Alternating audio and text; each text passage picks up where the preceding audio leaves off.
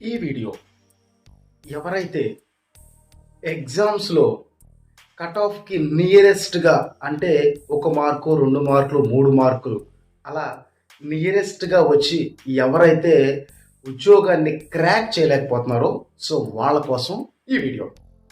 ఇప్పుడు మనకి ఎగ్జామ్ రాసినప్పుడు ఒక 100 మార్కులకి ఎగ్జామ్ జరిగితే అర్థమెటిక్ 30 మార్కులు, రీజనింగ్ 30 మార్కులు, రిమైనింగ్ జీకే సైన్స్ ఇవన్నీ కలిపి ఒక 40 మార్కులు ఉంటే మనకి ఒక 2 మార్కులు 3 మార్కులు పోయేవాళ్ళు అర్థమెటిక్లో 30కి 25, రీజనింగ్లో 30కి 25, అదే మిగిలిన రిమైనింగ్లో 40కి ఒక 10 మార్కులు వస్తున్నాయి అనుకోండి.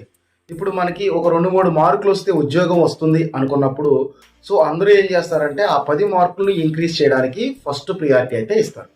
బట్ ఇక్కడ చేయాల్సిన మొదటి పని ఏంటంటే 30కి 20 మార్కులు తెచ్చుకునే వాళ్ళు ఎవరైతే ఉన్నారో అక్కడ అంటే మనం ఆల్రెడీ స్ట్రాంగ్గా ఉన్న సబ్జెక్ట్ ఏదైతే ఉందో దానిలో ఇంకొక 1-2 మార్కులు తెచ్చుకోవడం అనేది జీకే మీద పెట్టే ఎఫర్ట్లో ఒక 10% ఎఫర్ట్ కూడా పెట్టినా కూడా ఇక్కడ 2-3 మార్క్స్ ఇంక్రీజ్ చేసుకోవడం అనేది చాలా ఈజీ అయితే అవుతుంది. అంటే మనకి ఏ సబ్జెక్ట్ మీద అయితే మనకి గ్రిప్ ఉందో, ఏ సబ్జెక్టులు అయితే మనం స్ట్రాంగ్గా ఉన్నామో దాని మీద కనుక ఇంకొంచెం ఫోకస్ కనుక చేస్తే మనకు కావాల్సిన ఆ 2-3 మార్కులు మన స్ట్రాంగెస్ట్ సబ్జెక్ట్లోనే తెచ్చుకోవచ్చు.